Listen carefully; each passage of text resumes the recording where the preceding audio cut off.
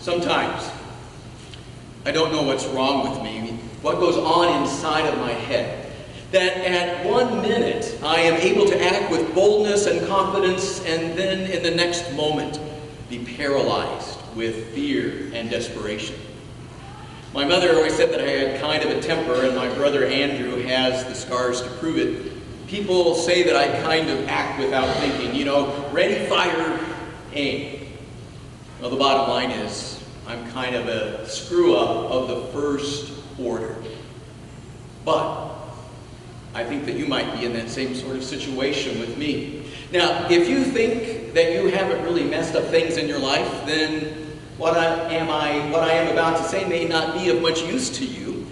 However, if you can think of some bad decisions that you have made that affect you to this very day, or words that you would like to unsay, or acts that you would like to undo, then I would very much like to tell you about a way that you can have a new beginning. I don't have any trouble thinking about ways that I've messed up.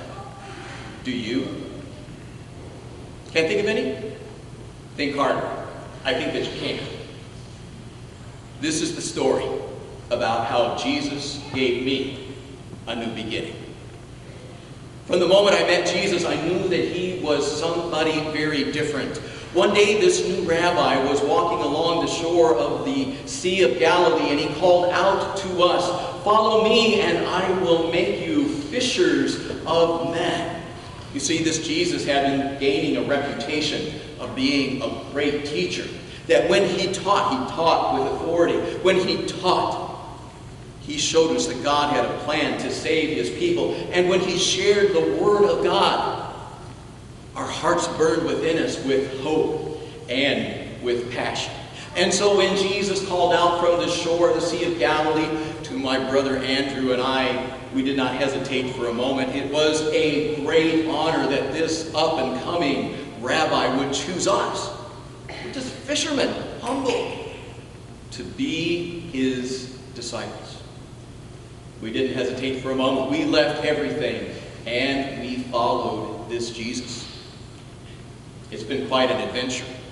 At first, we went around to all the towns in the area, and Jesus would again teach the Word of God. He would share the beauty of the Scriptures and how God loved the world and has set in motion a plan to bring salvation. But some people didn't believe, especially the Jewish leaders. And so this Jesus would then do all sorts of miracles to prove that what he was saying was true. And so he healed the lame, and he made the blind see, and the deaf could hear. And one day, he even healed my mother-in-law. And so Jesus was showing these miracles to show who he is. But there was one day in particular where Jesus did a series of amazing miracles. It was the day that Jesus found out that Herod had murdered his cousin, John the Baptist. You see, John the Baptist would tell it like it is, and he confronted Herod and said, "No, you cannot have an affair with your brother's wife." Her name was Herodias. Long story short, Herodias tricked Herod into killing John the Baptist. And Jesus was very upset, and he wanted to go off by himself to pray. And so he got into the boat with us, and we were heading off to another place along the shore of the Sea of Galilee. But people found out first, and so by the time we got to the shore, a crowd of about 5,000 people had already gathered. Jesus wasn't upset. He just had compassion, and he taught them, and he healed them. And the day was getting late, and so he said that these people need something to eat. He asked us what we had. We just had 5 loaves and 2 fishes. How far would that go among so many people? But Jesus had us sit the people down and divide the food among them. And it fed them all of them. And then we picked up what was left over, and there was more than we began with. 12 baskets full were left over. It was getting very late now.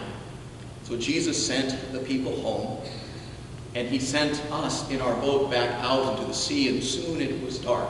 Jesus went off by himself to pray again. And that during that night, a great storm arose upon the sea, and the waves were crashing around us. And hour after hour, we were doing all that we could to keep our boat from swamping and going down to the bottom of the sea. And we were totally exhausted to the bone. We didn't think that we were going to survive another minute. And in the distance, we saw a figure walking on the water. Yeah, on the water. We thought it must be a ghost. This figure kept approaching. It got closer. And then finally, it spoke. It was Jesus, and he says, "Take heart, it is I, do not be afraid." Oh, that was a relief. And so, hey, I had this great idea. I said, "Jesus, if that's you, have me come out of the boat and walk on the water." I don't really know what needs to break inside your head to want to do something like that. But Jesus said, "Come." And I got out, and I walked on top of the water. But pretty soon, a great big wave came, and I became so frightened that I doubted and feared, and I went down into the water, and I was going to drown, but Jesus grabbed me, and he pulled me up. He said, "Ye of little faith." But then Jesus did one more great miracle that day. He commanded the wind and the wave to stop, and they did, and the sea was as smooth as glass. And the reaction of all of us, of course, was to say, "You are the Son of God." This became even more clear a bit later when Jesus asked a question of us. He asked us, "Who do people say that I am?"